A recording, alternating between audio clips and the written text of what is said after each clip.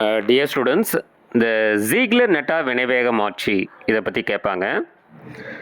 இது வந்து என்னென்னா titanium tetrachloride TiCl4 plus tri alkyl aluminium tri ethyl aluminium AlC2H5 thrice.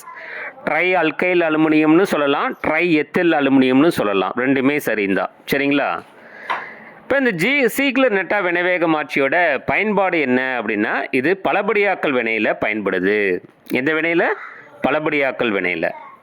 ஒரு ப்ரொப்பீன் எடுத்துக்கிட்டு ப்ரொப்பீன் எடுத்துக்கிட்டு இந்த ஜீக்லர் நெட்டா வினைவேக மாற்றி சேர்த்தா அது பாலிப்ரொப்பீனாக மாறும். இது நீங்கள் சொல்லலாம். இந்த ஹியூம்-ரோதரி விதி அப்படின்னா என்ன? இந்த உலோக கலவைகள் உருவாவதற்கான விதி இந்த ஹியூம்-ரோதரி விதி.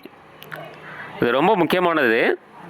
கரைபொருள் கரைப்பான் இடையே ஒரே படிக அமைப்பு இருக்கணும். இங்கே கரைபொருள்னு சொல்கிறது ஒரு உலோகத்தை, கரைப்பான்னு சொல்கிறது இன்னொரு உலோகத்தை. அது ரெண்டுத்துக்கும் ஒரே படிக அமைப்பு, ஒரே இணைதிறன் அமைப்பு, அதுக்கப்புறம் அணு ஆர வேறுபாடு 15% விட குறைவாக இருக்கணும்.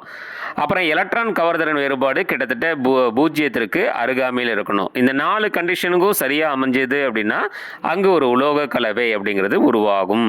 அப்படிங்கிறது ஹியூம்-ரோதரி விதி. இந்த 4 பாயிண்ட்டை பாருங்கள்.